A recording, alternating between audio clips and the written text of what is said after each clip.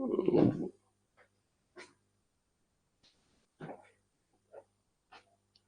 Good morning everyone. 2 minute में class start करते हैं। Just 2 minute, 2 minute.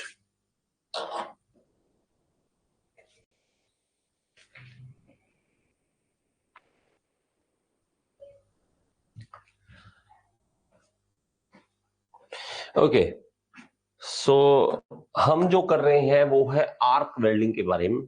अभी आर्क वेल्डिंग में हमने जो बेसिक बातें समझी हैं, अभी और ज्यादा आगे बढ़ेंगे और ज्यादा आर्क वेल्डिंग के बारे में समझेंगे। तो हमने प्रिंसिपल अगर बात करें तो प्रिंसिपल ये समझा था कि हमें पहले शॉर्ट सर्किट करना है। एक शॉर्ट सर्किट बहुत ही फ्रैक्शन ऑफ सेकंड्स के लिए करना है और उसके बाद हम उसको एक गैप बनाकर चलेंगे इलेक्ट्रोड और वर्कपीस के बीच में। वो जो गैप होगा वो आर्क लेंथ कहलाएगा। अभी यही आर्क लेंथ जो है वो मेन हो जाती है जब हम वेल्डिंग करते हैं। अब आर्क कैसे प्रोड्यूस करते हैं वो हमने बात पहले कर ली थी। ओके, तो हम हमारे पास इस तरह से देखते हैं तो हमारे पास आर्क वेल्डिंग के अंदर यहाँ पे इलेक्ट्रोड, यहाँ पे बेस मेटल और यहाँ पे देखेंगे तो ये एक आर्क बन रही है। और आर्क यहाँ पर देखेंगे तो ऊपर लिखा हुआ है प्रोटेक्टिव गैस कवर। ये क्या है? ये फ्लक्स जब यहाँ पे पिघलता है, जब हमारे इलेक्ट्रोड के ऊपर फ्लक्स है, फ्लक्स भी साथ पिघलती है तो एक प्रोटेक्टिंग लेयर बना देती है जो एयर और ऑक्सीजन को अंदर एंटर करने से रोकती है। देखिए हमारे पास जब यहाँ पे मेल्ट होता है मेटल तो गर्म है, गर्म चीज के ऊपर ऑक्सीजन सबसे ज्यादा अटैक करती है, उसको ऑक्सीडाइज करती है। ऑक्सीडाइज जब करेगी तो वो प्रॉब्लम क्रिएट करेगा, ऑक्सीडाइज होने के कारण वो प्रॉब्लम क्रिएट करेगा। तो हमारे पास यहाँ पे ऑक्सीडाइजेशन से बचने के लिए यहाँ पे एक प्रोटेक्टिंग लेयर बन जाती है। ओके, आगे चलते हैं और चीजों को और ज्यादा समझेंगे। अब इसके अंदर कुछ डेफिनेशंस है, उन डेफिनेशन को प्लीज लिख लें मेरे साथ। पडल, हम पडल किसे कहेंगे? पडल कहेंगे the portion of the weld joint which is melted by the heat of welding is called पडल। देखिए हमारे पास जहां पे वो पोर्शन जहां पे वेल्डिंग से मेटल जो है पिघल जाता है और वो वाला एरिया क्या कहलाएगा? पडल कहलाएगा। क्रेटर किसे कहेंगे हम? क्रेटर, क्रेटर कहेंगे in arc welding crater is depression in the weld metal pool at the point where the arc strike and the base metal plate. देखिए जहां पर आर्क स्ट्राइक करेगी, जहां पे आर्क स्ट्राइक करेगी उस जगह को हम क्रेटर बोलेंगे। क्रेटर वो डिप्रेशन मतलब हमारे पास जगह है, वो एक खड्डा सा पड़ जाता है जहां पे, वहां पे उसको हम क्रेटर बोलेंगे। और आर्क लेंथ, आर्क लेंथ क्या हो गया? हमारा इलेक्ट्रोड की टिप से लेकर बेस मेटल के बीच में जो डिस्टेंस होगा उसको हम कहेंगे arc length. The distance between the bottom of the crater and the tip of the electrode is called arc length. याद कर लें इस डेफिनेशन को। ओके, याद कर लें इस डेफिनेशन को। क्या है? Bottom of the crater and the tip of the electrode, इनके बीच का डिस्टेंस जो है आर्क लेंथ कहलाता है। और आर्क लेंथ बहुत ही मेन फंक्शन होता है वेल्ड की क्वालिटी को देखने के लिए। वेल्डिंग की क्वालिटी बदल सकती है आर्क लेंथ अगर अलग अलग है, अगर कम रखी तो अलग वेल्ड क्वालिटी आएगी, अगर ज्यादा रखी तो वेल्ड क्वालिटी अलग आएगी। और ये कितनी होनी चाहिए? ये होनी चाहिए 3 से लेकर 4 mm की होनी चाहिए। ये हमारे पास 3 से लेकर 4 mm के बीच का डिस्टेंस होना चाहिए। मतलब आर्क लेंथ जो है वो हमारे पास 3 से लेकर 4 mm का होना चाहिए। बीड या वेल्ड बीड किसे कहेंगे? जब हम वेल्डिंग करते हैं, वेल्डिंग करने के बाद एक हमारे पास बीड बन जाती है ऊपर, उसको हम वेल्ड बीड बोलेंगे। It is the metal added during the single pass of the welding. तो जो मेटल ऐड हुआ है उसके अंदर ऊपर एक लेंथ बन जाती है, ऊपर एक हाइट बन जाती है, उसको वेल्ड बीड बोलते हैं। वेल्ड पास कहेंगे the single movement of the electrode along the length of the joint which results in the is called weld pass. एक बार में आपने पास किया, इसको वेल्ड पास बोलेंगे, वेल्ड पास बोलेंगे। अब देखिए आर्क लेंथ बहुत ही इंपॉर्टेंट है, इसको ऐसे नहीं जाने देंगे हम। ओके, इसको ऐसे नहीं जाने देंगे। आर्क लेंथ किस पे डिपेंड करती है? वो डिपेंड करती है मेनली वोल्टेज के ऊपर। वोल्टेज के साथ डायरेक्ट रिलेशन है। आप यहां पर सीधा सीधा लिखेंगे वोल्टेज और आर्क लेंथ डायरेक्टली प्रोपोर्शनल है। आर्क लेंथ, आपकी आर्क लेंथ जो है वोल्टेज के ऊपर डिपेंड कर रही है, वोल्टेज चेंज होगी, आर्क लेंथ चेंज होगी। तो हमारे पास क्या है, it is seen that the arc voltage has a linear relationship, linear relationship है। जब आप इन दोनों के बीच में ग्राफ बनाएंगे तो लीनियर रिलेशनशिप का मतलब क्या है यहां पर, कि यहां पर एक ग्राफ बनाते हैं, मान लीजिए, ओके, और ये है हमारा वोल्टेज और आर्क लेंथ के बीच में, आर्क लेंथ के बीच में। तो हम देखेंगे यहां पर एक लीनियर लाइन बन जाएगी, एक लीनियर लाइन यहां पर एक क्रिएट हो जाएगी इस तरह से। तो लीनियर इस तरह से हमारा रिलेशन बनेगा इसका। बात समझ आ गई? बात समझ आ गई? तो हमारे पास, आई एम सॉरी, ओके, तो हमारे पास क्या है, इसमें हम क्या करेंगे, आर्क लेंथ जो है वो वोल्टेज के ऊपर डिपेंड कर रही है, इसको हम नोट करेंगे। ओके, इसको हम नोट करेंगे जी। जस्ट अ मिनट बचिए, just a minute, just a minute.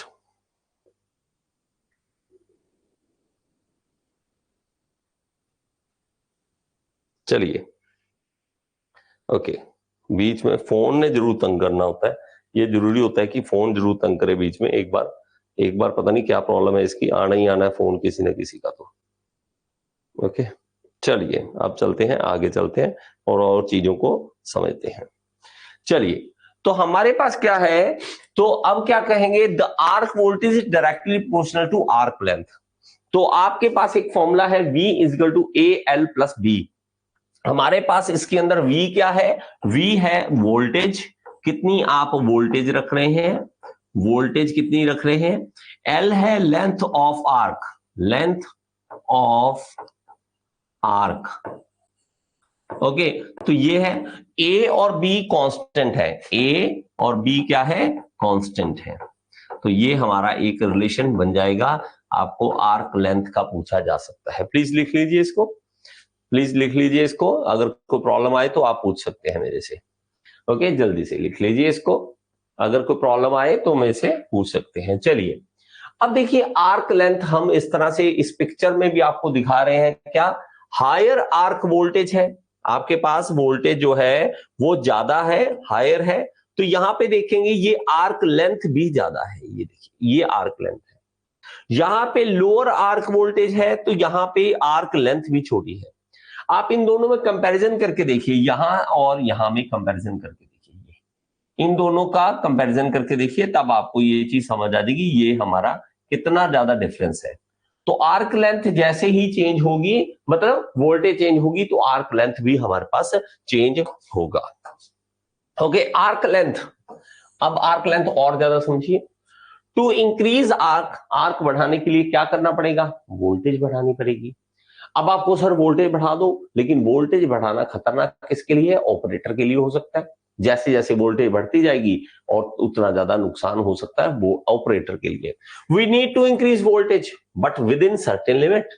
More voltage can be dangerous for operator, operator के लिए डेंजरस हो सकता है। आप नहीं तो इवन ये चाहेंगे कि भाई वहां पे मेरा वर्कपीस पड़ा है, यहां से गन मारूं और आर्क इतनी लंबी हो कि आर्क इतनी लंबी बन जाए, उसके लिए हायर वोल्टेज चाहिए होगा, और हायर वोल्टेज खतरनाक हो सकता है। ओके, खतरनाक हो सकता है ऑपरेटर के लिए। अब आर्क लेंथ जो है, इसके अंदर और ज्यादा हम धीरे धीरे बातें समझेंगे। आर्क लेंथ बहुत ही इंपॉर्टेंट है, इसलिए इसके ऊपर फोकस किया है। It is the straight distance between the electrode tip and the job surface. तो ये हमारे पास क्या है, ये आर्क है, ये आर्क है यहां पर, जैसे हमने पहले समझा।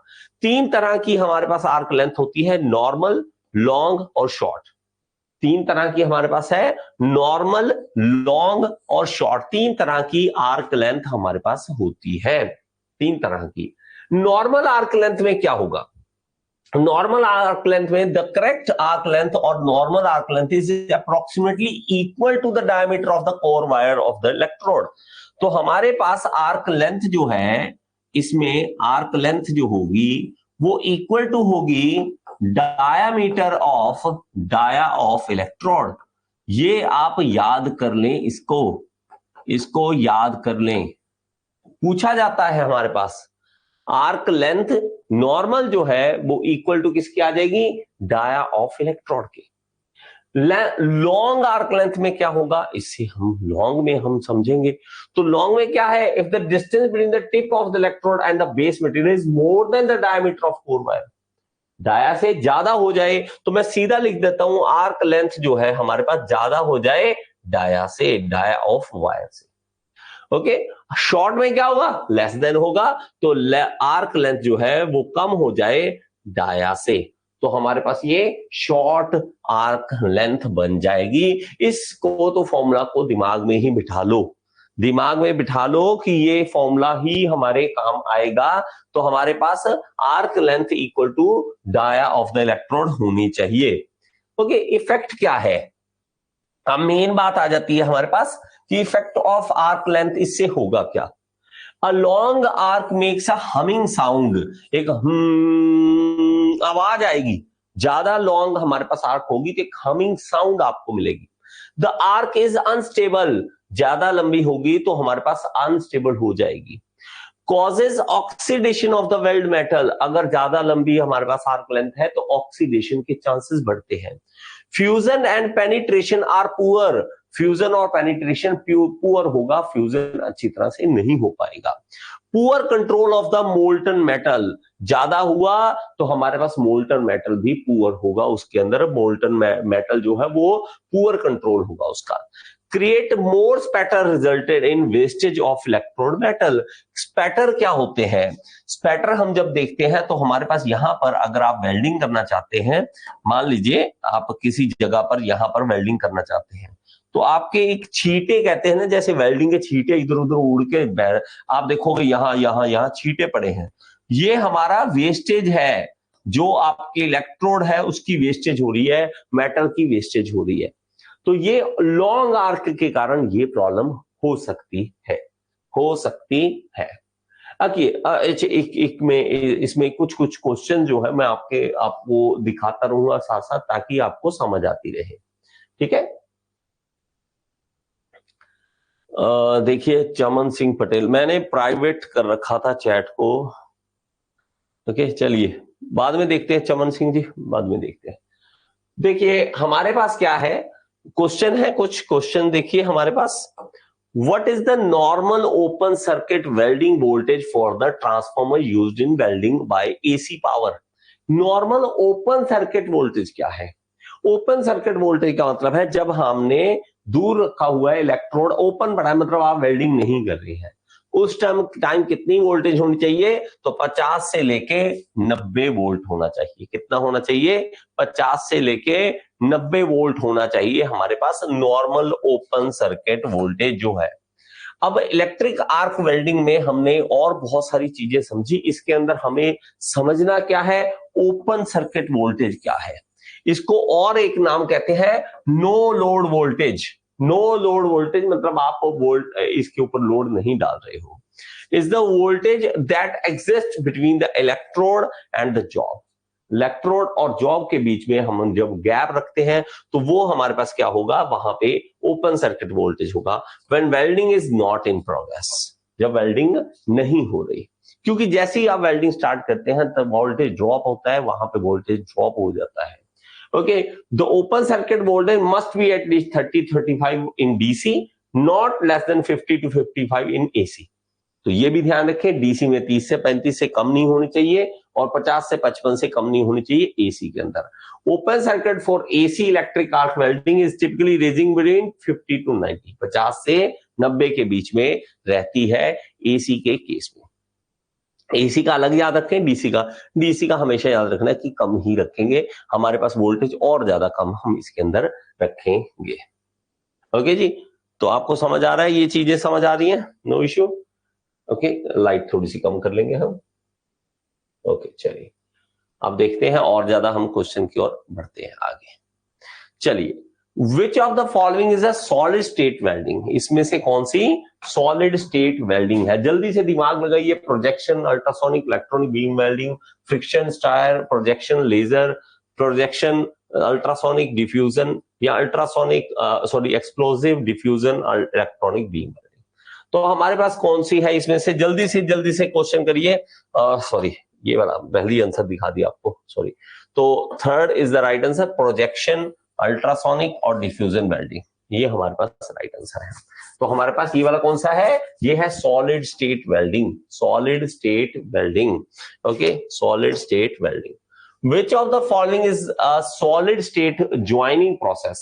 Solid state joining process, gas, tungsten, arc, submerge, friction या लेजर। तो फ्रिक्शन वेल्डिंग हमारे पास सॉलिड स्टेट ज्वाइनिंग प्रोसेस होता है, सॉलिड स्टेट ज्वाइनिंग प्रोसेस होता है। आगे चलते हैं और ज्यादा आगे चीजों को पढ़ेंगे। ओके जी, चलिए। In which of the following aspect is DC welding is better than AC? अब देखिए यहां पे मैं आपको करवाऊंगा एसी और डीसी वेल्डिंग के बीच में कंपैरिजन, वहां से हमें ये सब कुछ समझ में आने वाला है डीसी बेटर क्यों है। अभी एक बार क्वेश्चन पढ़ लीजिए, अभी आपको नहीं समझ आएगा क्योंकि मैंने कुछ टॉपिक अभी नहीं करवाए हैं। एक बार ये क्वेश्चन पढ़ लीजिए, मैं आपको इसका रीजन बताऊंगा, रीजन क्या है इस क्वेश्चन का। अब देखिए डीसी और एसी के अंदर कुछ डिफरेंस है, वो देख लीजिए। डीसी वेल्डिंग और एसी वेल्डिंग में, डीसी वेल्डिंग में हमारे पास जनरेटर सेट चाहिए, या देखिए जनरेटर सेट जो डीसी इलेक्ट्रिसिटी हमें दे, वो वाला जनरेटर सेट हमें चाहिए, या हम क्या करें ट्रांसफार्मर और रेक्टिफायर दोनों लगाएं इसके अंदर, तब हम ये एसी से डीसी में कन्वर्ट कर सकते हैं। जब एसी से डीसी में कन्वर्ट करना, तब अगर एसी नहीं है, आपको डायरेक्ट डीसी बनाना है, तो हम वो इसके लिए जनरेटर का यूज करेंगे।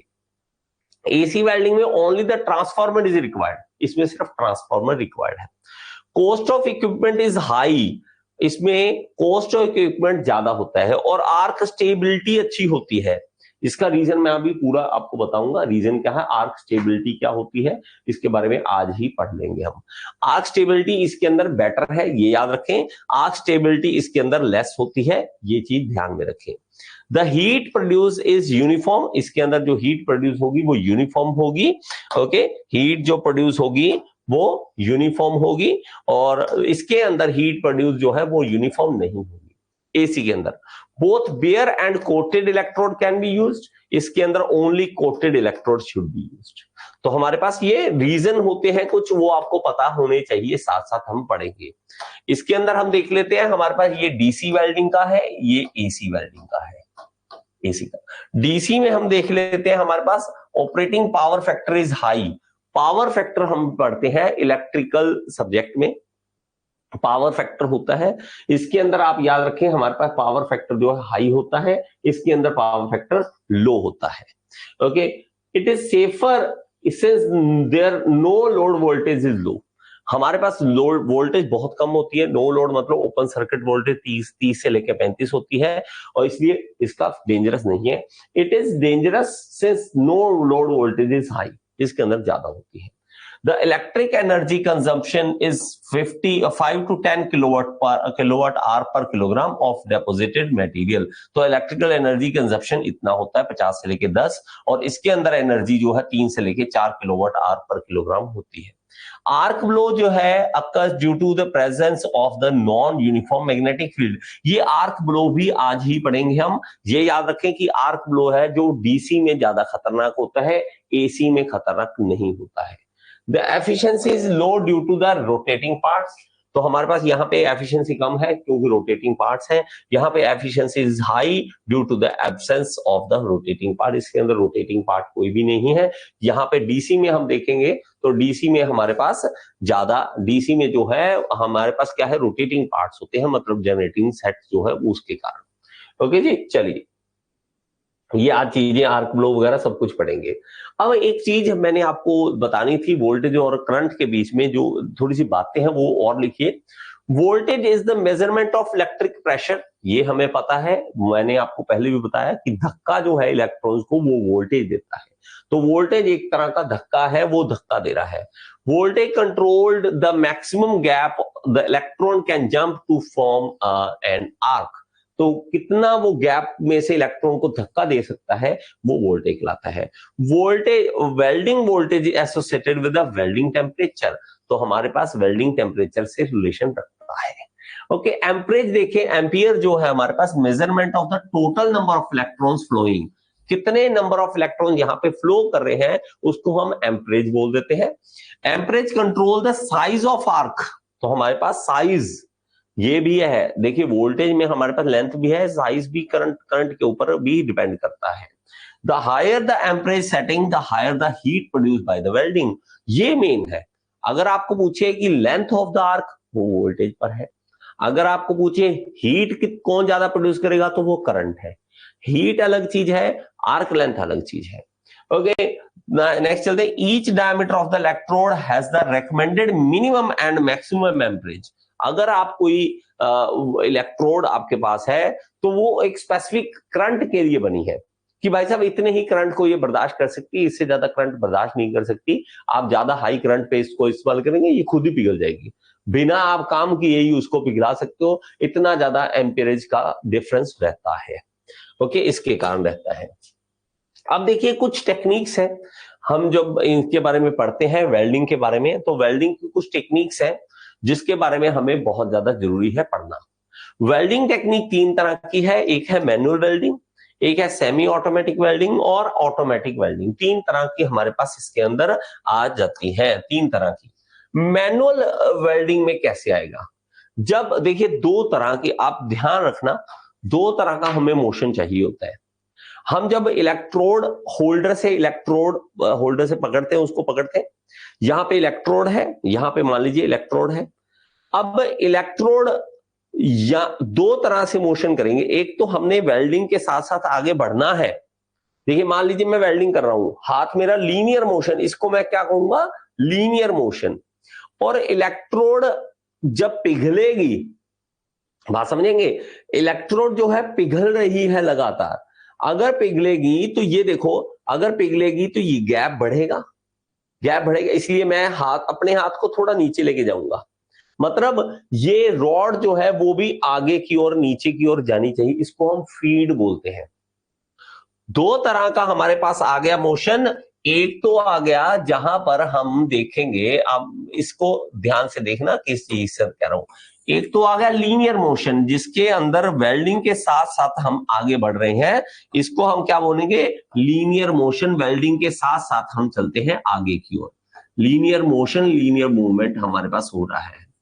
जब इलेक्ट्रोड इधर की ओर चलेगी, अब हमारी इलेक्ट्रोड जो है वो मैं इस तरह से बना के दिखाता हूं आपको। ये मान लीजिए इलेक्ट्रोड है, मान लीजिए ये इलेक्ट्रोड है हमारे पास, इसका ये मोशन क्या हो गया, लीनियर मोशन। तो ये एक लीनियर मोशन इस तरफ देगा, ये लीनियर मोशन। लेकिन इसको नीचे लेकर जाना, क्योंकि लगातार पिघल रही है, और ज्यादा चाहिए, और ज्यादा चाहिए। अगर पिघलती रहेगी, ज्यादा भी होता है जहां पर मिग वेल्डिंग है जैसे, ओके सॉरी टिग वेल्डिंग है जैसे, टिग वेल्डिंग में हम देखते हैं और मिग वेल्डिंग में भी देखते हैं, दोनों में डिफरेंस है, वो आने वाले टाइम में आपको पता लग जाएगा। मान लो मिग वेल्डिंग में हम पहले एग्जांपल लेके चलते हैं। मिग वेल्डिंग में हम देखते हैं लगातार हमारी जो है इलेक्ट्रोड खत्म हो रही है, तो हम पीछे से स्पूल मतलब एक राउंड सा चक्का सा है गोल, उसके ऊपर बहुत सारी वायर उसके ऊपर है, और वो निकल रही है लगातार आ रही है और आगे जा रही है। इसको हम कहेंगे फीड, इसको हम कहेंगे यहां पर नीचे की ओर इस तरह से। ये हमारे पास जो है ये लीनियर मोशन और ये फीड, ये दो मोशन हो जाएंगे। लीनियर मोशन ये है लीनियर, ओके, तो ये क्या है, लीनियर मोशन है। तो ये वाला मोशन हम हाथ से करवा रहे हैं, ये वाला मोशन भी अगर हाथ से करा रहे हैं, तो ये दोनों अगर मोशन हाथ से हो रहे हैं, हमारे हाथ में है, तो ये मैनुअल आर्क वेल्डिंग बन जाएगा। ये क्या बन जाएगा, मैनुअल आर्क वेल्डिंग। ओके, तो ये हमारा मैनुअल आर्क वेल्डिंग बन जाएगा। लेकिन हम चाहते हैं कि मान लीजिए मैं अपने हाथ को इस तरह से तो लेके जा रहा हूं, लेकिन ये वायर है लगातार अपने आप मशीन जो है खींचती जाए, मशीन जो है अपने आप आगे देती जाए, मेरी ये वाला मोशन जो है, ये वाला फीड जो है, ये मोशन जो है हम ना दें, अपने आप मशीन दे। अगर ये हाथ से हम अपने हाथ में रखते हैं लीनियर मोशन, और ये वाला मोशन जो है वो मशीन के हाथ में छोड़ देते हैं, इसे सेमी ऑटोमेटिक मशीन बोल देते हैं। क्या बोल देते हैं, सेमी ऑटोमेटिक वेल्डिंग मशीन। और अगर ये वाला भी मोशन, ये वाला भी मोशन दोनों मशीन के हाथ में छोड़ देते हैं, इसे फुली ऑटोमेटिक मशीन बोल देते हैं। ओके, एक बार आप पिक्चर देख लेंगे तो ज्यादा क्लियर हो जाएगा। ओके, आई होप ये पिक्चर क्लियर हो आपको। जस्ट अ सेकेंड देखो, पिक्चर ज्यादा क्लियर नहीं है आई थिंक। चलिए आगे आगे वाली पिक्चर देखिए एक बार। ये मैनुअल है, जैसे आप घर आप करते हो ना, वर्कशॉप में करते हो आप, दुकान पे देखते हो, ये मैनुअल है, मैनुअल है। ओके, मैनुअल है। यहां पे जब आप देखते हो इस पिक्चर में आपको दिख जाएगा। इस पिक्चर में अगर आप देखोगे तो वेल्डिंग टॉर्च को इधर लेकर आना हमारे हाथ में है, लेकिन ये जो वायर है, ये वायर इलेक्ट्रोड जो है वो अपने आप आगे जा रही है। ये semi automatic machine. If linear motion of the electrode is controlled manually and the feed movement is given to by with automatic machine, तो इसे हम सेमी ऑटोमेटिक मशीन बोल देंगे। इसको सेमी ऑटोमेटिक मशीन बोल देंगे। ऑटोमेटिक वेल्डिंग में हम क्या देखेंगे कि ऑटोमेटिक वेल्डिंग में दोनों को, ये रोबोट है, बस हमें टेंशन नहीं, अपने आप वो इलेक्ट्रोड लेकर जाए, अपने आप सब कुछ करे। तो ये हमारे पास क्या हो जाएगा, ये हमारे पास फुली ऑटोमेटिक मशीन आ जाएगी, फुली ऑटोमेटिक मशीन बन जाएगी। ये तीन तरह का हमारे पास आगे वेल्डिंग टेक्निक, जिसके अंदर मैनुअल, सेमी ऑटोमेटिक और फुली ऑटोमेटिक मशीन हो जाता है। आई होप ये आपको समझ आ गया होगा। ओके जी, चलिए देखिए आगे चलते हैं, तो हमारे पास पोलैरिटी की बात करते हैं। देखिए अब हम समझेंगे कि वेल्डिंग के अंदर पोलैरिटी कैसे इस्तेमाल करते हैं। पोलैरिटी का मतलब, देखिए वेल्डिंग के अंदर दो चीजें होती हैं, एक होता है प्लस, एक होता है माइनस। किसको प्लस देना है और किसको माइनस देना है, ये हमारे हाथ में है। और ये स्ट्रेट पोलैरिटी और रिवर्स पोलैरिटी दो तरह के आ जाता है। ओके, तो हम स्ट्रेट पोलैरिटी और रिवर्स पोलैरिटी दोनों को देखेंगे, दोनों में क्या डिफरेंस है। जब हमारे पास बात करते हैं तो स्ट्रेट पोलैरिटी की, इसके अंदर स्ट्रेट पोलैरिटी के अंदर हम क्या करते हैं, यहां पे जो इलेक्ट्रोड होल्डर है उसको नेगेटिव से जोड़ देते हैं, यहां पे देखेंगे नेगेटिव के साथ जोड़ेंगे, और वर्कपीस को आप पॉजिटिव के साथ जोड़ देंगे। जब हम इस तरह से जोड़ देते हैं हमारे पास नेगेटिव इलेक्ट्रोड के साथ और पॉजिटिव वर्कपीस के साथ, तो इसको हम कह देते हैं कि हमारे पास ये स्ट्रेट पोलैरिटी है, स्ट्रेट पोलैरिटी है। अब स्ट्रेट पोलैरिटी से होगा क्या, मैंने आपको एक चीज बताई थी, मैंने इस चीज के बारे में चर्चा की थी कि यहां पे इलेक्ट्रोड है मान लीजिए, और यहां पे मान लीजिए मेरे पास वर्कपीस है, ये हमारे पास मान लीजिए वर्कपीस है। अगर मैं इसको नेगेटिव के साथ जोड़ता हूं और इसको पॉजिटिव के साथ जोड़ता हूं, तो इलेक्ट्रॉन्स जो है वो नीचे की ओर इस तरह से इलेक्ट्रॉन्स जाएंगे, क्योंकि नेगेटिव हमारे पास ऊपर ज्यादा है, पॉजिटिव नीचे है। इलेक्ट्रॉन्स नीचे की ओर जाएंगे, तो यहां पे सबसे ज्यादा हीट जो है वो वर्कपीस को हीट अप किया जाएगा, और 2/3 हीट जो है वो हमारी यहां पर वर्कपीस के ऊपर आएगी। और पॉजिटिव वाले ऊपर जाएंगे, ये पॉजिटिव वाले होंगे वो ऊपर जाएंगे, वो भी इसके ऊपर हीट प्रोड्यूस करेंगे, तो लेकिन वो करेंगे 1/3 हीट प्रोड्यूस करेंगे यहां पर, 1/3 हीट यहां पर प्रोड्यूस होगी। इस तरह से नेगेटिव और पॉजिटिव को हम जब इस तरह से जोड़े तो इसको हम स्ट्रेट पोलैरिटी बोल देते हैं, स्ट्रेट पोलैरिटी बोल देते हैं। इससे फायदा क्या होगा कि स्ट्रेट पोलैरिटी से हमें कोई फायदा मिलेगा या नहीं मिलेगा, और इसको कई बार इसको क्या कह देते हैं, जब देखिए ये क्या है, इलेक्ट्रॉन नेगेटिव और वर्कपीस पॉजिटिव, तो इसके नाम भी कुछ इस तरह से हम रख लेते हैं। देखो इसके अंदर और क्या फायदा है, देखिए वेल्ड डेपोजिशन से फायदे या नुकसान दोनों भी एक साथ ही चलेंगे, तो डोंट वरी। ओके चलिए, weld deposition rate is lesser, इसके अंदर वेल्ड डेपोजिशन जो हो रही है, वेल्ड उसके ऊपर वेल्डिंग डेपोजिशन हो रही है वो कम होती है। Welding speed is relatively low, इसके अंदर वेल्डिंग स्पीड जो है वो कम रहती है। स्ट्रेट पोलैरिटी DCEN, तो और ये क्या है, देखिए डायरेक्ट करंट इलेक्ट्रोड नेगेटिव, इसका मतलब क्या है, डायरेक्ट करंट मतलब डीसी करंट है। और ये तो आपको पता ही होना चाहिए, पोलैरिटी आप चेंज कर सकते हैं डीसी के अंदर, एसी के अंदर आप पोलैरिटी चेंज नहीं कर सकते, उसके अंदर एक सेकंड में 50 बार खुद ही पोलैरिटी प्लस माइनस चलती रहती है, वो उसके अंदर हमारे हाथ में नहीं है, इसके अंदर हमारे हाथ में है। जब हम डीसी के अंदर देखते हैं तो DC direct current electron negative, ठीक है, इलेक्ट्रोड नेगेटिव, और यहां पे क्या कहते हैं, डायरेक्ट करंट स्ट्रेट पोलैरिटी। जहां पे DCSP लिखा है वो भी वही मतलब है, DCEN लिखा है तो वो भी वही मतलब है, हमें कोई टेंशन नहीं है। तो ये स्ट्रेट पोलैरिटी के अंदर हम बात कर रहे हैं। तो स्ट्रेट पोलैरिटी के अंदर और क्या है, more heat is generated in the work piece, ये हमने पहले ही लिखा था जब हमने जो देखा था इलेक्ट्रोड के अंदर 1/3 और वर्क पीस के अंदर 2/3 होता है।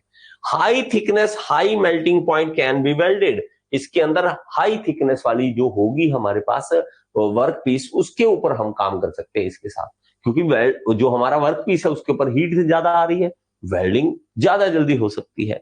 Higher depth of penetration, penetration का मतलब है कि हमारे पास जो वेल्डिंग होगा वो कुछ इस तरह से पेनिट्रेट कर कर इसके अंदर तक जाएगा। मैं इस तरह से बना देता हूं आपको, ये वेल्डिंग जो होगी अंदर तक ऐसे तक जाएगी, ये पेनिट्रेशन इतने तक जाएगा, ऐसे बात समझ रहे हैं। तो ये हमारा स्ट्रेट पोलैरिटी के अंदर इस तरह से आ जाएगा।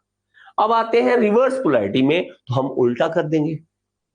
उल्टा करने का मतलब प्लस जो है वो जोड़ देंगे इलेक्ट्रोड फोल्डर के साथ और नेगेटिव जोड़ देंगे हमारा वर्क पीस के साथ, उल्टा कर दिया।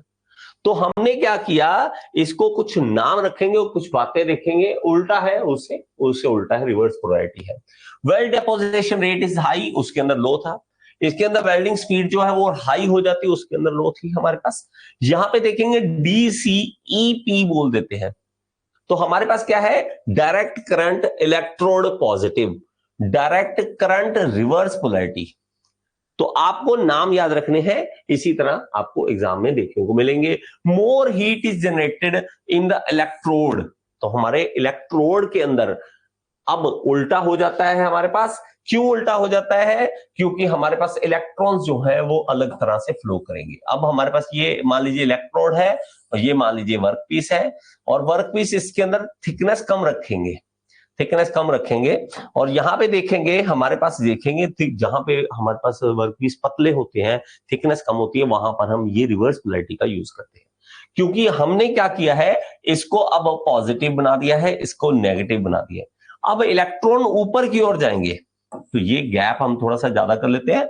यहां पे देखेंगे तो ये हमारे पास ये ऊपर की ओर जाएंगे, इलेक्ट्रॉन्स जो है वो ऊपर की ओर जाएंगे, इलेक्ट्रॉन्स ऊपर की ओर जाएंगे। जब इलेक्ट्रॉन्स ऊपर की ओर जाएंगे और हाई स्पीड से जाएंगे तो यहां पे हीट ज्यादा प्रोड्यूस होगी, यहां पर 2/3 हीट प्रोड्यूस होगी, 2/3 हीट इलेक्ट्रोड के ऊपर होगी, हीट होगी, और इसके अंदर 1/3 होगी। इसीलिए हमारे पास जो थिकनेस कम वाले होंगे उसके अंदर हम ये यूज कर लेंगे, और इसके अंदर पेनिट्रेशन भी कम होगा, पेनिट्रेशन भी कम होगा। ओके, बात समझ आ गई। यहां देखेंगे तो हमारे पास क्या होगा, इसको देखिए तो हमारे पास क्या है, लेसर, ये हमने पढ़ लिया। Okay, lesser thickness low melting point material can be welded.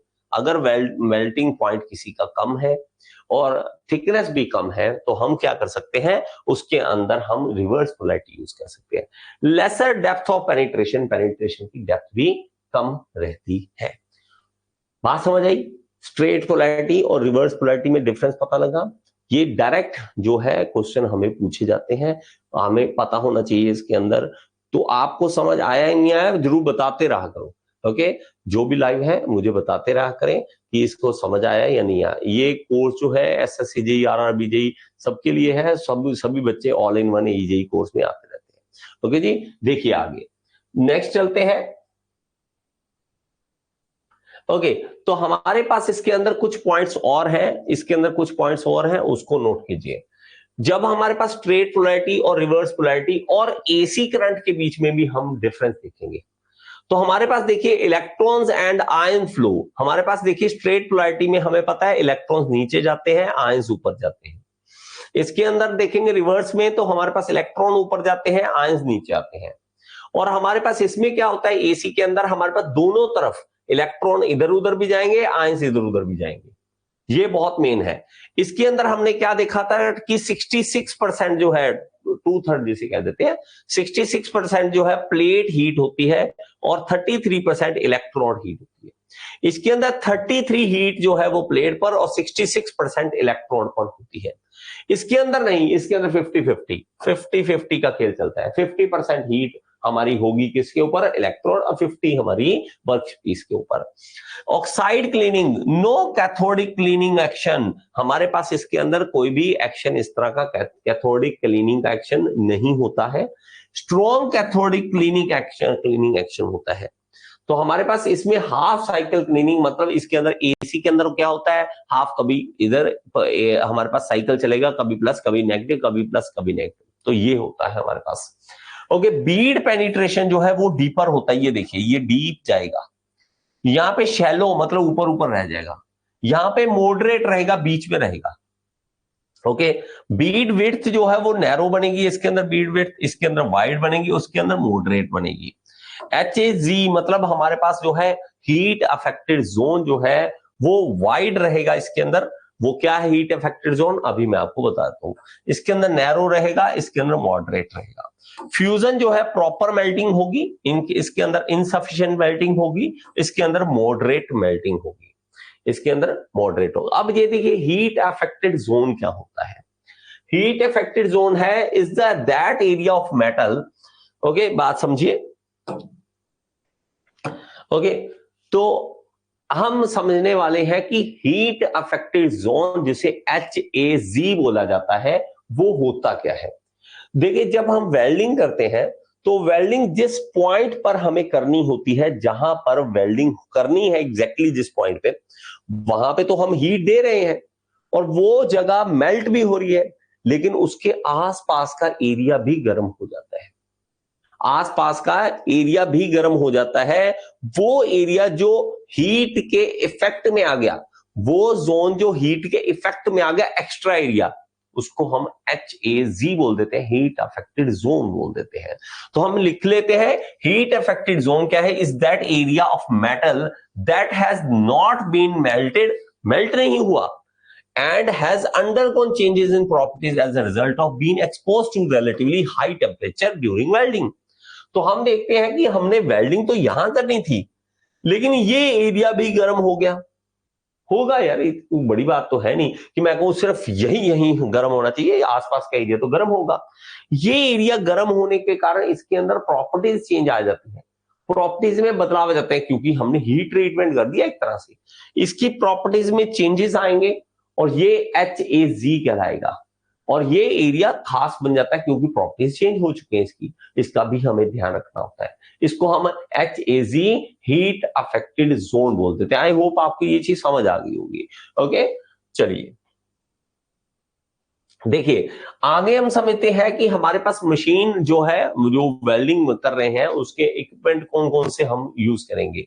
Welding machine, Leeds होंगी, इलेक्ट्रोड होल्डर होगा, इलेक्ट्रोड्स होगी, चिपिंग हैमर होगा, वायर ब्रश, हैंड शील्ड और प्रोटेक्टेड हमारे पास क्लोथिंग होगी।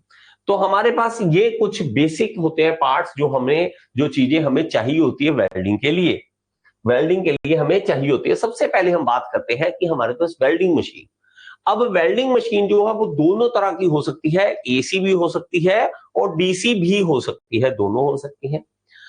DC जो है वो प्रेफर की जाती है शीट मेटल के लिए, शीट मेटल के लिए DC जो है वो प्रेफर की जाती है। Non ferrous metal and stainless steel के लिए भी DC प्रेफर की जाती है। पहले तो ये समझना, दिमाग में बिठाना है DC कहां यूज कर रहे हैं। शीट मेटल्स के लिए, नॉन फेरस मेटल के लिए और स्टेनलेस स्टील के लिए DC का इस्तेमाल करते हैं हम देखते हैं तो AC वेल्डिंग मशीन जो होती है उसके अंदर AC वेल्डिंग में only transformer is used. Transformer हमें स्टेप डाउन ट्रांसफार्मर हमें चाहिए, AC voltage I, step down किया और हमने यूज कर लिया। लेकिन DC के अंदर हम देखेंगे ट्रांसफार्मर तो है ही, साथ में रेक्टिफायर का भी इस्तेमाल करते हैं, या अगर ये नहीं तो हम सीधा DC जनरेटर जो आप देख रहे हैं यहां पर, ये DC जनरेटर हम यूज कर लेते हैं, ये हम DC जनरेटर यूज कर लेते हैं। अब AC वेल्डिंग जो है मशीन वो 80 से लेके 100 वोल्ट फॉर स्ट्राइकिंग, इसकी वोल्टेज जो है वो 50 से 90, कोई देखिए बुक के अकॉर्डिंग है, आपकी बुक अगर 50 से 90 लिखती है, आपकी 60 से लेके 100 लिखती है तो कोई प्रॉब्लम नहीं, इसके आसपास ही रहेगा। कभी एग्जैक्ट हम नहीं बता सकते क्योंकि according to machine, according to country, according to company, ये हल्का फुल्का इधर उधर चेंज होता रहता है। तो आपको एक रेंज पता होना चाहिए। तो हमारे पास एसी जो है हमारा स्ट्राइक करने के लिए हमें 80 से लेके 100 वोल्ट चाहिए, लेकिन आर्क मेंटेन करने के लिए 30 से लेके 40 वोल्ट चाहिए। मैंने आपको बताया कि जब आप ओपन सर्किट वोल्टेज देखते हो, जब आपने वेल्डिंग स्टार्ट नहीं की है तो आपके पास वोल्टेज ज्यादा है, लेकिन जब आपने आर्क स्टार्ट कर ली तो वहां पे वोल्टेज ड्रॉप हो जाता है, 30 से लेके 40 वोल्ट बच जाता है। डीसी वेल्डिंग मशीन में देखेंगे तो 60 से लेके 80 स्ट्राइकिंग के लिए चाहिए और 15 से 25 चाहिए मेंटेन करने के लिए, आर्क को मेंटेन करने के लिए। आर्क को मेंटेन करने के लिए हमारे पास ये चाहिए। बात समझ आई? बात समझ आई? तो हमारे पास ये रेंज रहती है। अब एसी वेल्डिंग मशीन और डीसी वेल्डिंग मशीन में बेटर किसको माना जाएगा? AC provides a good forceful arc. The arc blow is absent in arc welding. अब वही बात आ गई। अब आप कहोगे सर आर्क ब्लो क्या है? मैंने ना एक्चुअली थोड़ी सी गलती मेरी है, आर्क ब्लो पहले बता देना चाहिए था। मैं आपको इसके टॉपिक के अंदर लेके जाऊंगा, डोंट वरी, आर्क ब्लो भी सब कुछ समझ आ जाएगा। ओके, एसी जो है बेटर है, ये अभी तक ये देखिए। लो ऑपरेटिंग कॉस्ट है, हाई इलेक्ट्रिकल एफिशिएंसी है, नॉइसलेस ऑपरेशन है, workpiece do not get magnetize as they do in case of DC supply. Magnetize नहीं होते हैं। इलेक्ट्रिकल एफिशिएंसी इसकी हाई होती है। ओके, हाउएवर फॉलोइंग डिसएडवांटेज क्या है? AC welding is not suitable for non ferrous material, इसके लिए नहीं है, नॉन फेरस के लिए। It requires only covered electrode, इसको कवर्ड इलेक्ट्रोड ही चाहिए होता है, चाहिए होता है। ओके, चलिए, तो हमारे पास अगेन थोड़ी सी और बातें हैं आपके लिए इंपॉर्टेंट है, ये मैं आपको दे दूंगा, आपको पीडीएफ मिल जाएगी, उसके अंदर आप पढ़ सकते हैं। वही बातें हैं, दोबारा दोबारा बताने की फायदा नहीं है। ओके, अब आ जाते हैं कि इसके इलेक्ट्रोड्स भी हमारे पास होती है। इलेक्ट्रोड जो है वो दो तरह की मेनली आ जाएंगी, कंज्यूमेबल और नॉन कंज्यूमेबल इलेक्ट्रोड। अब जो कंज्यूमेबल इलेक्ट्रोड है वो दो तरह की है हमारे पास। वो किस तरह से?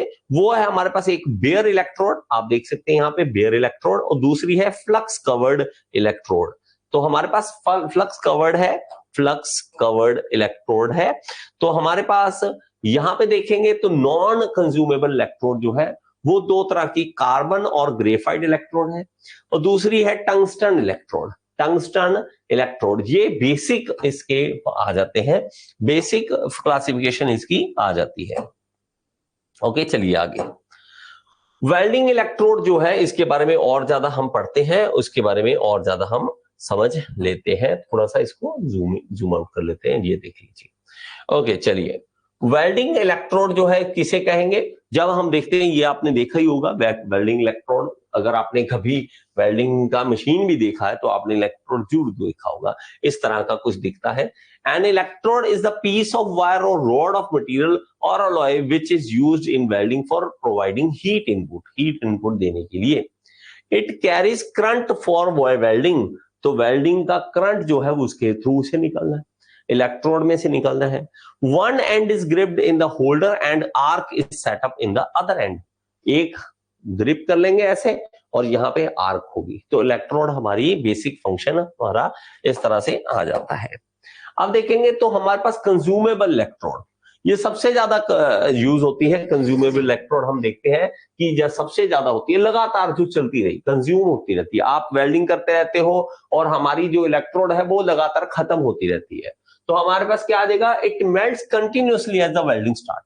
वेल्डिंग जैसे ही स्टार्ट हुई तो हमारे पास ये लगातार खत्म होती रहेगी।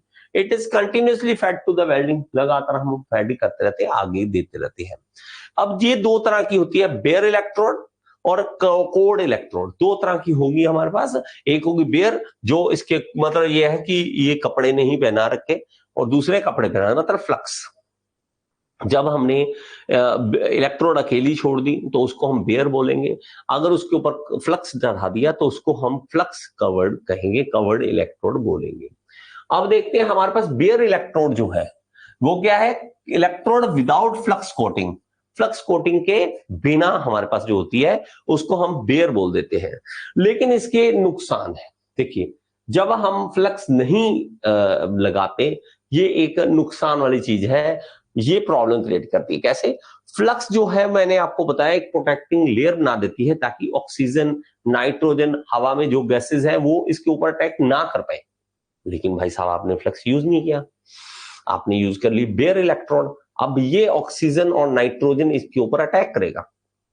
ओके, तो उसके कारण देखेंगे it consume oxygen and nitrogen from the atmosphere आएगा। Oxygen promotes inclusion and blow holes. Inclusion क्या है कि हमारी ऑक्सीजन जो है वेल्डिंग के अंदर ट्रैप हो जाएगी और उसके अंदर एक बबल बना देगी ऑक्सीजन का, हवा गैस रह जाएगी हमारी वेल्डिंग के अंदर, वो बहुत बड़ी प्रॉब्लम है। ब्लो होल्स क्रिएट कर देगी। नाइट्रोजन प्रमोट ब्रिटलनेस, नाइट्रोजन के कारण ब्रिटलनेस आ जाएगी। Strength of the weld decrease कर जाएगी। डक्टिलिटी लोअर कर जाएगी। रेजिस्टेंट टू क्रोजन रिड्यूस कर देगा। तो ये बहुत काम खराब हो जाएगा। तो भाई यूज ही क्यों करनी है ना, यूज ही क्यों करनी है फिर? अगर आपको ये नुकसान दे रही है तो भाई साहब क्यों यूज करनी है?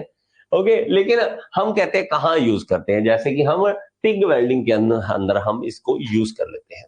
टिग वेल्डिंग के अंदर हम इसको यूज कर लेते हैं। हमारे पास ये इनर्ट गैसेस हम यूज करते हैं जिसके कारण हमें इसको जरूरत नहीं पड़ती। लेकिन अगर आपको कोई पूछता है कहाँ, तो टिग में आप एग्जांपल दे सकते हैं, टिग में। लेकिन नॉर्मली आप इसको नहीं यूज करते हैं, नॉर्मली आप इसको यूज नहीं करते हैं। कोटेड इलेक्ट्रोड जो है ये सबसे ज्यादा यूज होती है, सबसे ज्यादा वेल्डिंग प्रैक्टिस में यूज होती है। तो इसका क्या फायदा?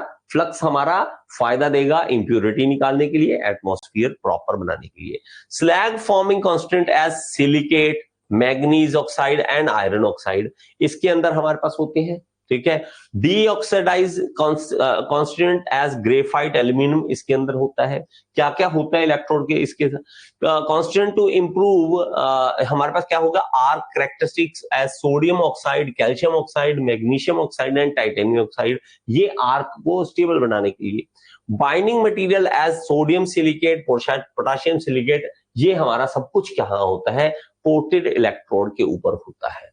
ये हमारे कॉन्स्टिट्यूएंट्स आ जाते हैं कि हमारे इसके अंदर क्या क्या डाला हुआ है। देखिए, आपको सिर्फ इनको एक बार नाम सुनना है, याद रखना है। स्लैग के लिए क्या है? स्लैग के लिए silicate, manganese oxide and iron oxide, ये हमारे याद रखने हैं नाम, क्योंकि ये पूछता है स्लैग के लिए हम कौन सा यूज करते हैं इसके अंदर। डीऑक्सीडाइजिंग के लिए देखेंगे ग्रेफाइट और एल्यूमिनियम है। ओके, आर्क को सही करने के लिए sodium silicate, calcium oxide, magnesium oxide and titanium oxide, और बाइंडिंग के लिए सोडियम सिलिकेट, पोटाशियम सिलिकेट, ये हम यूज करते हैं। ओके, ये यूज करते हैं। अब कोटेड इलेक्ट्रोड का फायदा कहां कहां है? Coating gives off the inert और प्रोटेक्टिव गैस, तो मैंने आपको बोला कि शील्ड बना लेता है, ये प्रोटेक्ट करता है ताकि ऑक्सीजन नाइट्रोजन ऊपर अटैक ना करे। Coating provide flux to molten metal pool, the flux help to remove oxide and other impurities, impurity remove करने के लिए काम आता है। The coating stabilize the arc, arc को स्टेबलाइज करता है। To provide it provides means for adding various alloying elements into weld metal, तो alloying metal element होते हैं अलग अलग, ताकि weld metal जो है वो उसकी क्वालिटी अच्छी बन सके। Coating helps to concentrate the arc stream and thus reduces the thermal losses, thermal losses जो है वो कम हो सकते हैं इससे। Special alloying element can be introduced through these coating, coating आप स्पेशल करवा सकते हो।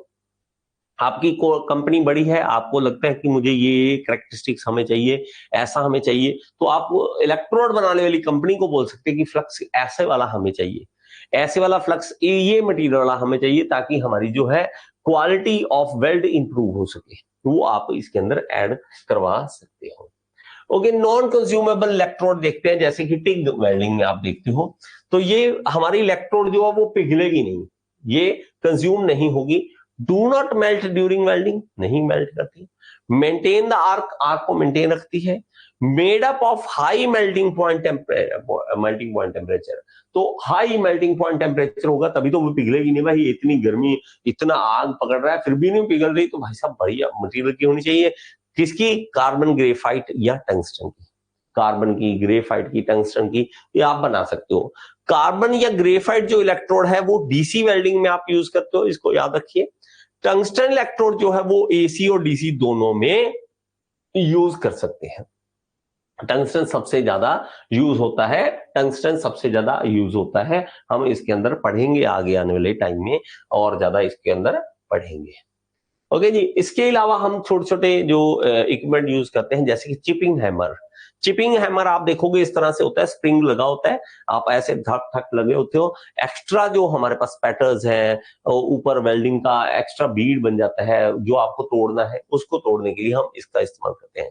Chipping hammer it is used to remove slag from the weld bead, slag को हटाने के लिए वेल्ड बीड से।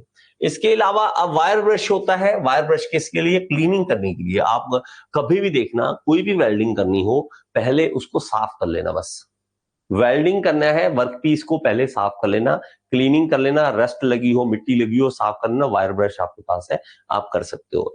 इसके अलावा हम देखते हैं तो हमारे पास जो है ये शील्ड, चश्मे, इस तरह के चश्मे वो हम यूज करते हैं अपनी प्रोटेक्शन के लिए, अपनी प्रोटेक्शन के लिए हम इसको यूज करते हैं ताकि यूवी रेज जो है वो आईज में ना आए, यूवी रेज जो है आईज में ना आए। अब आ जाते हैं भाई साहब, आर्क ब्लो क्या है?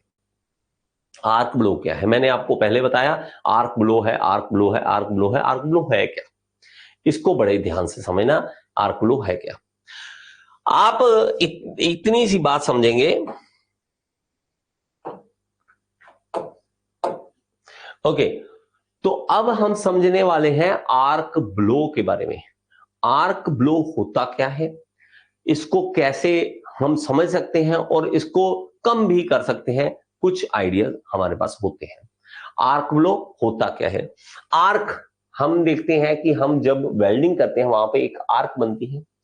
अब ये जो आर्क बन रही है ये कई बार क्या करती है, सीधा जाने की बजाय ना ऐसे डिफ्लेक्ट हो जाती है, टेढ़ी चली जाती है, इस तरह से इधर की ओर मुड़ जाती है। आप देखते हो यार ये वेल्डिंग मैंने सीधी करनी थी, ये नीचे जानी चाहिए, आर्क इधर किधर जा रही है? कौन इसको खींच रहा है? कोई इसको खींच रहा है, मैग्नेट की तरह इसको खींच रहा है। कौन खींच रहा है? देखिए आप जब देखते हैं हमारे पास इसमें कि आपने एक ली इलेक्ट्रोड और एक लिया वर्कपीस, इस तरह से। अब आपने इसको नेगेटिव के साथ जोड़ दिया और इसको पॉजिटिव के साथ जोड़ दिया, मतलब आपने इसके अंदर करंट फ्लो करवाया, आपने वेल्डिंग मशीन से माइनस और प्लस के साथ इसको जोड़ दिया। जब भी करंट फ्लो कहीं पे होता है तो जो भी मटेरियल में से, कंडक्टिंग वायर में से आप करंट फ्लो कराएंगे उसके आसपास मैग्नेटिक फील्ड बन जाती है।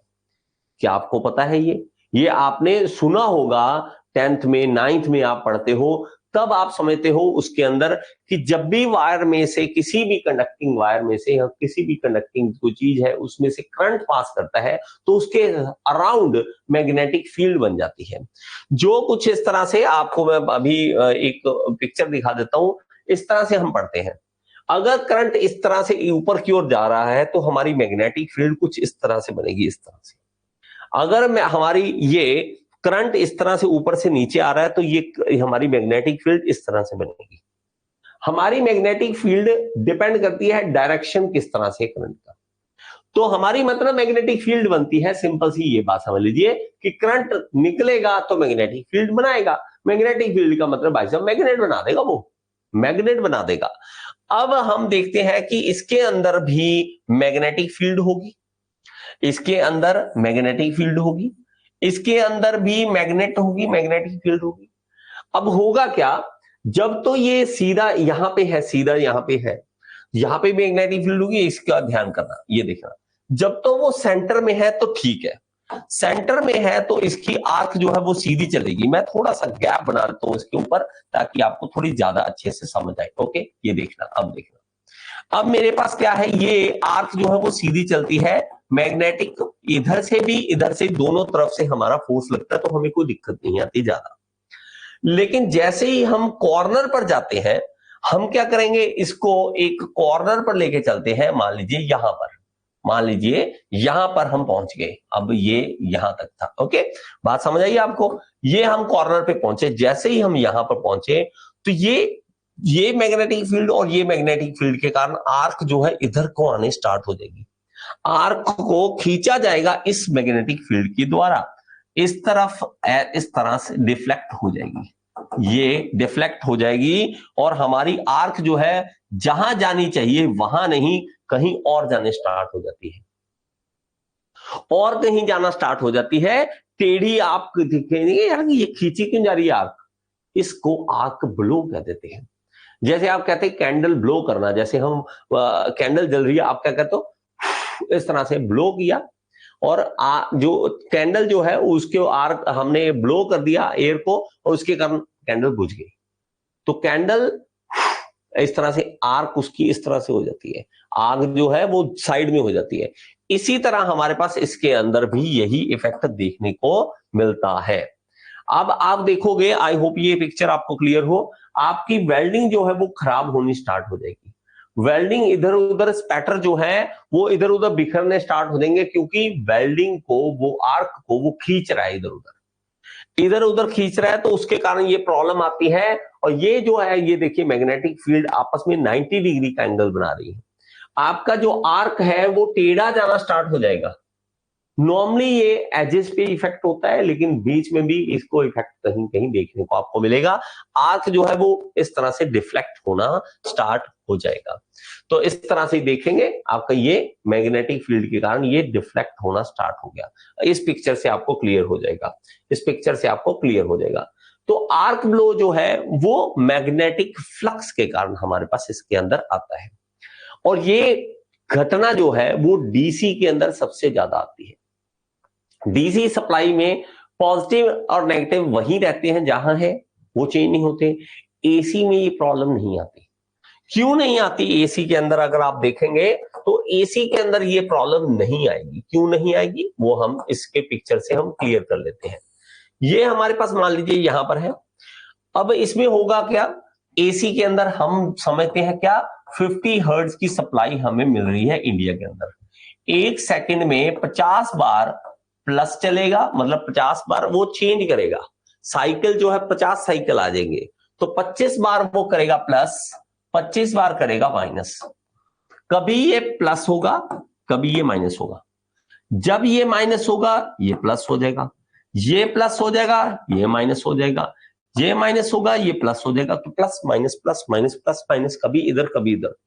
आपकी आर्क जो है वो कभी तो इधर से फोर्स, कभी इधर से फोर्स, 25 बार इधर से 25 बार इधर से। तो भाई ये बैलेंसिंग हो जाती है आर्क की। तो आर्क वो जो है वो अब आर्क जो है, आर्क ब्लो इसके अंदर नहीं आ पाता एसी के अंदर। So in AC current, AC welding arc blow is absent, welding arc blow is absent. तो आप इसको समझ सकते हैं, एब्सेंट होता है वो वहां पर नहीं होता है, आर्क ब्लो नहीं होता है। तो हम इस चीज को इस तरह से समझ सकते हैं। डीसी में ये ज्यादा खतरनाक है। आई होप ये चीज समझ आएगी आर्क ब्लो क्या होता है, आर्क ब्लो क्या होता है। ओके, अब ये देखेंगे हमारे पास ये थोड़ी सी डेफिनेशन हम अगर हम समझना चाहते हैं क्या है। It is due to the magnetic flux around the arc, arc के अराउंड जो मैग्नेटिक फ्लक्स बनती है उसके कारण होता है। All electrical conductor are surrounded by the magnetic flux line around them.